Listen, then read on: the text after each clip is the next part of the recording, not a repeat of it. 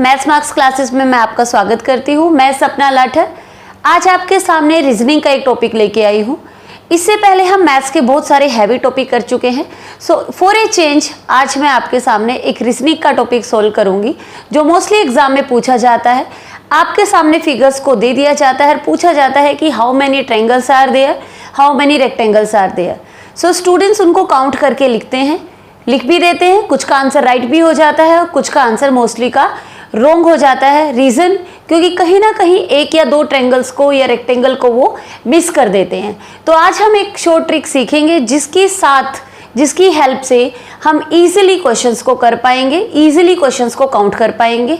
और क्वेश्चन हमने वही लिए हैं जो आपके एग्जाम में पूछे जाते हैं। मीन्स मैंने उस टाइप के फिगर्स उठाए हैं जो आज तक आपके एग्जाम्स में आए हैं। चलो देखते हैं क्या ट्रिक है और उसको कैसे सोल्व किया जाता है। सो स्टूडेंट्स, अब आपके सामने है कुछ शेप्स जिनमें आपके ट्रायंगल आपको नजर आ रहे हैं। उन ट्रायंगल्स को कैसे काउंट किया जाता है उनके लिए भी हमारे पास एक शॉर्ट ट्रिक है। उसी शॉर्ट ट्रिक को यूज करके हम फाइंड आउट करेंगे कि गिवन फिगर में कितने आपके ट्रायंगल्स है, कितने नंबर ऑफ ट्रायंगल्स आपने निकालने हैं। तो यहाँ पे आप देख सकते हैं कि आपको करना क्या है। आपके सामने एक फिगर है, एक रेक्टेंगल के अंदर कुछ ट्रायंगल्स को ब्रेक करके लिखा गया है, मीन्स डायगोनली उसको ज्वाइन कर दिया गया है। तो आपके सामने कुछ ट्रायंगल नजर आ रहे हैं, आपको उनको कैसे काउंट करना है। तो आप क्या करेंगे, फर्स्ट आप काउंट करें कि कितने आपके इंटरनल जो है ट्रायंगल बन रहे हैं।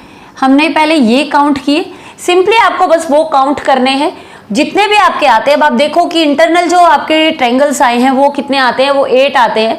तो 8 को क्या करना है, सिंपली आपको 2 से मल्टीप्लाई करना है। आपका आंसर आपके सामने होगा। आपको कुछ भी नहीं करना है, बस इंटरनल पार्ट में जितने भी आपके ट्रायंगल है उनको 2 से मल्टीप्लाई करना है। सेम एज इट इज हमें नेक्स्ट में आपको देखना है। नेक्स्ट में जब हम काउंट करेंगे 1 2 3 4, तो यहाँ पे हमारे रेक्टेंगल और या स्क्वायर कोई भी शेप आपको देख सकते हैं, तो उनमें फॉर्मूला आपको सेम ही यूज करना है। तो आपको क्या मिला, 4 आपके ट्रायंगल आए हैं इनसाइड दी रेक्टेंगल और स्क्वायर यू कैन से। तो आपको डायरेक्ट किससे मल्टीप्लाई करना है, 2 से मल्टीप्लाई करना है, आंसर आपके सामने होगा। उसके बाद अभी तो ये क्वेश्चन थे आपके कि रेक्टेंगल और स्क्वायर के अंदर यदि ट्रायंगल्स को बना दिया जाए, उनको ब्रेक करके लिखा जाए। अब आपके सामने है कि ट्रायंगल के ही अंदर आपको ट्रायंगल्स की शेप दे दी जाए, तो उनको कैसे काउंट करना है। क्योंकि यहाँ पे जो होगा आपका एक आउटर में 1 एक बिग ट्रायंगल है वो भी आपको काउंट करना है और अंदर के ट्रायंगल भी काउंट करने हैं। और उन ट्रायंगल के अंदर और भी ट्रायंगल्स बनते हैं तो उनको काउंट करना बड़ा ही डिफिकल्ट हो जाता है।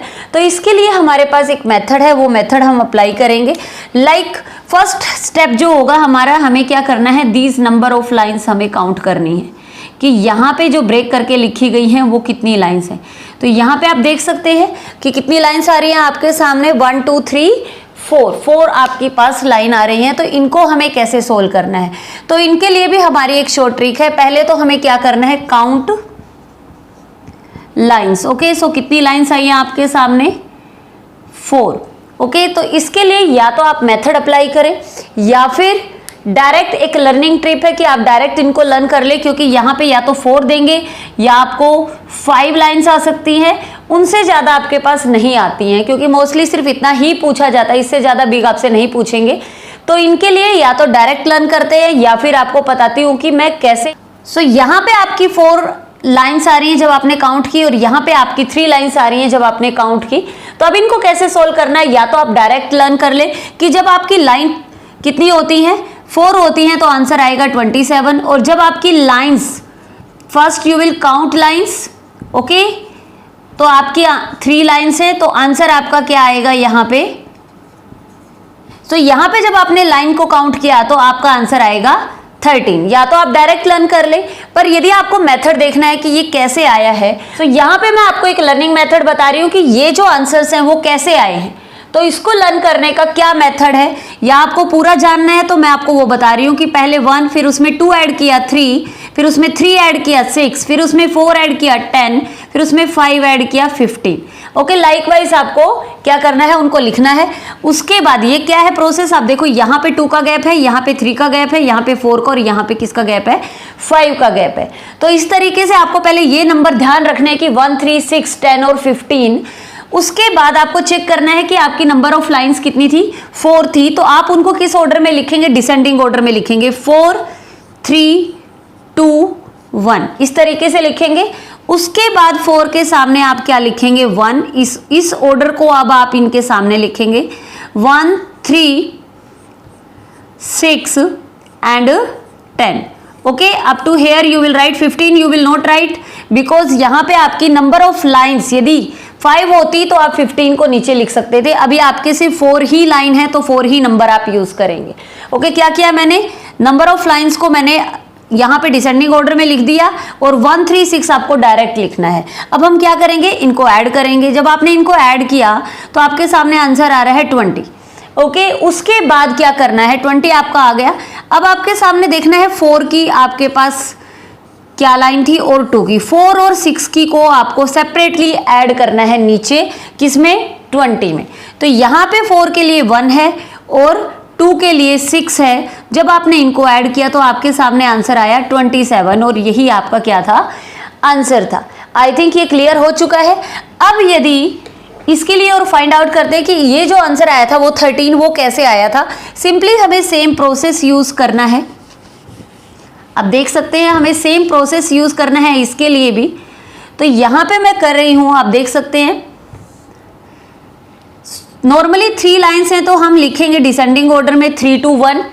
उसके बाद आपने लिखा 4 3 1 1 3 6, ये 3 नंबर लेंगे। अब 3 and 6 इनको ऐड करें, क्या आया आपके सामने, 9 and 1 10।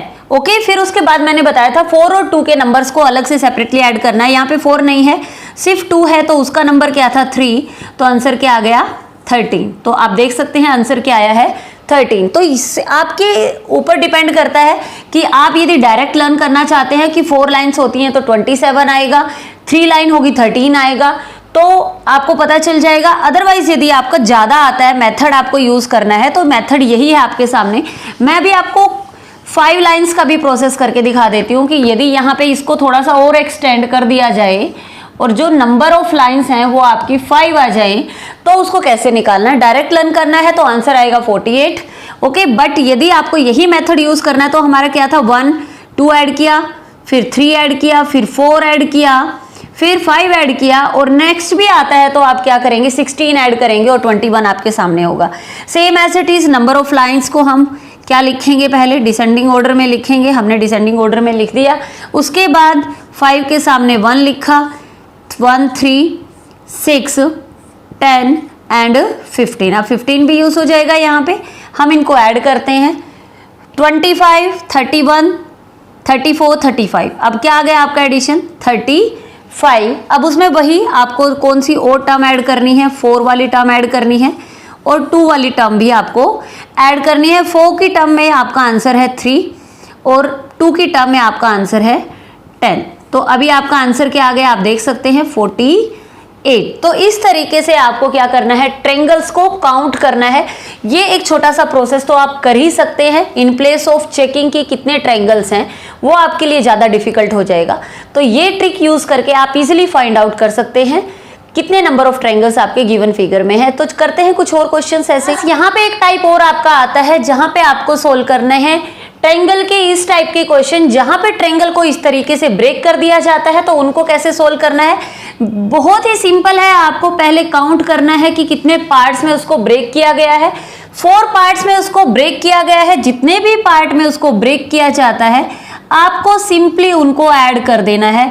लाइक आपका आंसर कितना आ गया, 10। यदि यहाँ पे 5 पार्ट्स में ब्रेक किया जाता तो आप उसको 5 और ऐड करके उनको सिंपली ऐड कर देते। यहाँ पे भी आप देख सकते हैं कि 1 और 2 पार्ट्स में ब्रेक किया गया है तो आप इनको सिंपली ऐड करेंगे। 1 + 2 = 3। ये बहुत ही सिंपल है इस तरह के क्वेश्चंस को सोल्व कर। क्लास यहाँ पे आपका एक टाइप और बनता है जिसमें आपको भी यही फाइंड आउट करना है कि how many triangles are there.